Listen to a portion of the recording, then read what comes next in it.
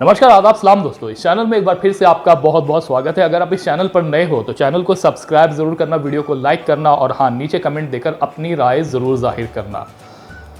आप में से वो लोग जो कि प्रेगनेंसी की प्लानिंग कर रहे हैं, उनके लिए आज का ये वीडियो बहुत ही इंपॉर्टेंट है और आपको ये जानना भी चाहिए। प्रेगनेंसी में स्पर्म का बहुत ही अहम रोल होता है, बहुत ही अहम किरदार होता है। अगर आपकी स्पर्म की क्वालिटी अच्छी नहीं होती है तो ये बहुत ही बुरा इफ़ेक्ट डाल सकता है आपके होने वाले बच्चे पर।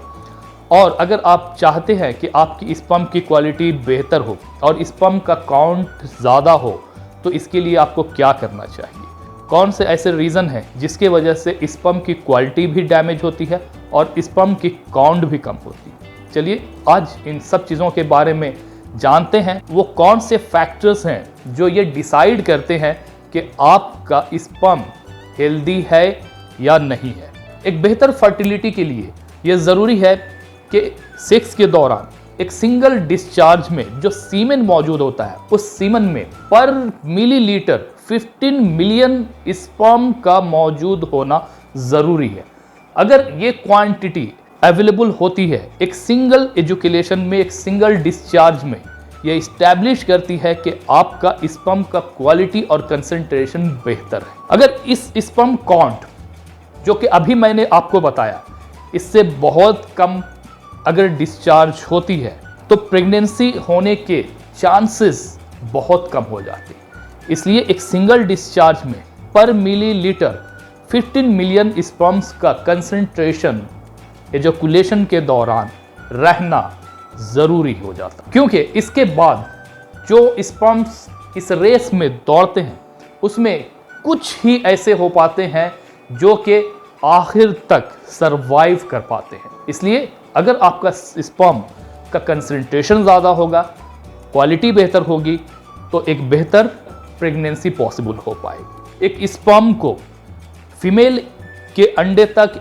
एग्स तक पहुंचने के लिए रिगलिंग, स्विमिंग का करना ज़रूरी हो जाता है, ताकि ये सही तरीके से सर्विक्स से होते हुए, यूटेरस से होते हुए, फ्लोपियन ट्यूब से होते हुए अंडे तक पहुंच सके।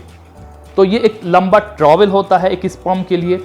इसलिए स्पर्म का बेहतर होना, इसकी क्वालिटी का बेहतर होना ज़रूरी हो जाता है। ये जो पूरा प्रोसेस होता है, इस प्रोसेस को हम मोटिलिटी के नाम से जानते हैं। तीसरी चीज़ जो एक प्रेगनेंसी में वो मायने रखती है वो है स्ट्रक्चर का होना, जिसे हम मेडिकल टर्म में मॉर्फोलॉजी के नाम से जानते हैं। आमतौर पर जो स्पर्म होते हैं उनका जो हेड होता है वो ओवल शेप में होता है और बाकी का जो हिस्सा होता है वो टेल होता है, कुछ इस तरीके के।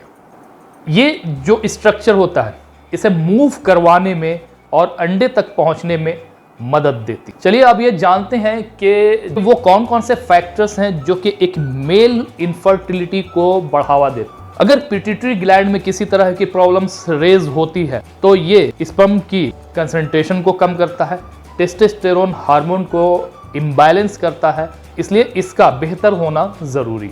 जो दूसरी चीज़ एक इनफर्टिलिटी को रेज करती है, बढ़ाती है पुरुषों में, वो है टेस्टिकुलर डिजीज़, जो कि स्पर्म की कंसंट्रेशन को कम करती है और स्पर्म की क्वालिटी को भी डैमेज करती है। जो तीसरी चीज़ है वो है स्पर्म ट्रांसपोर्ट, स्पर्म को सही तरीके से लेकर जाने में बाधा।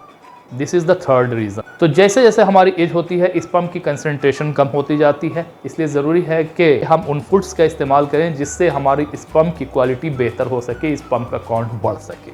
चलिए अब जानते हैं कि हम जो स्पर्म की क्वालिटी है उसको किस तरह से बेहतर कर सकते हैं, किस तरीके से इसके काउंट को इंक्रीज कर सकते हैं। तो इसके लिए क्या क्या हमें लाइफस्टाइल में चेंजेस लाने हैं और कौन कौन से ऐसे फूड्स हैं जिसका हम इस्तेमाल हमें करना चाहिए। तो सबसे पहली चीज़ ये है कि आपको अपना वेट, आपका अपना वज़न, उसे मेंटेन करना है, उसे बैलेंस करना है। आपको ओवरवेट नहीं होना, ओबेसिटी क्रिएट नहीं करनी है। यानी कि अगर आपका वज़न ज़्यादा बढ़ता है तो ये आपके हार्मोनल इम्बैलेंस का कारण बनता है और इसके साथ साथ बहुत सारी प्रॉब्लम्स आपके लिए क्रिएट भी करती है। उन सारे प्रॉब्लम्स में आपका टेस्टोस्टेरोन हार्मोन का लेवल इम्बैलेंस होता है और इसके साथ साथ आपकी स्पर्म की क्वालिटी और क्वांटिटी भी कंप्रोमाइज्ड होती है। दूसरी इंपॉर्टेंट चीज़ है कि ईट हेल्दी फूड्स। जी हाँ, अच्छे बेहतर फूड्स का चॉइस कीजिए और उसे ही इस्तेमाल कीजिए। हम अपनी रोज़मर्रा की ज़िंदगी में, डेली लाइफ में ऐसे जंक फूड का इस्तेमाल करते हैं जो कि बैड फूड की कैटेगरी में आता है और जो हमारे हेल्थ को ख़राब करती है। इसलिए इस तरह के फूड्स को इस्तेमाल ना करें और ज़रूरी है कि अच्छे हेल्दी फूड्स का इस्तेमाल करें, जिसमें आप ड्राई नट्स का इस्तेमाल कर सकते हैं, जिसमें आप लीफी ग्रीन वेजिटेबल्स का इस्तेमाल कर सकते हैं, जिसमें आप फ्रूट्स का इस्तेमाल कर सकते हैं। ये वो चीज़ें हैं जिससे आपका हेल्थ भी बेहतर होता है, आपकी स्पर्म की क्वालिटी भी बेहतर होती है और आपकी स्पर्म की कंसंट्रेशन भी बेहतर होती है। जो तीसरी इंपॉर्टेंट चीज़ है वो है प्रिवेंशन इन सेक्सुअल एक्टिविटीज़। जी हाँ, जब पार्टनर्स के बीच में सेक्सुअल एक्टिविटीज़ बहुत कम हो जाती है, बहुत लिमिटेड हो जाती है, तो ये आगे चलकर आपके प्रेगनेंसी में भी बाधा डालती है।